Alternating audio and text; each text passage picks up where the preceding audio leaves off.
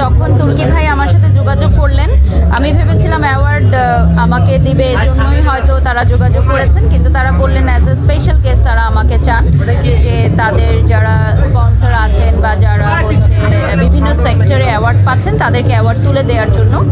তো তুর্কি ভাইয়ের সাথে আমার অনেক বছর ধরে পরিচয়, বাংলাদেশ টেলিভিশনে আমি অনেক বছর আগে কাজ করতাম ওনাদের একটা অনুষ্ঠানে, এছাড়াও বেসরকারি অনেক চ্যানেলে ওনার সাথে আমার কাজ করেছি। তো অ্যাজ আ বড় ভাই হিসাবে আমি ওনার কথা কখনোই ফেলতে পারি না। তো আজকে এসেছি, আমার ভালো লাগে।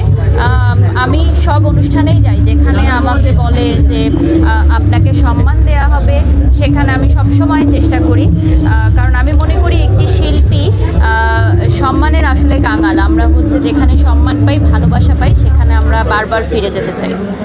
আপু, আরেকটা জিনিস, আমরা একটা পোস্ট দেখলাম যে আসলে বাড়ি সোহাগ এতদিন ইংরেজিতে কাজ করছে, এখন একটু উমরাতে যাবে এবং আল্লাহর ঘর একবার বাংলাদেশে ঘুরেছেন, নবীর ঘর দেখেছেন, এরপরে মনে হলো যে আমার আসলে পবিত্র উমরা করা দরকার, এই কারণে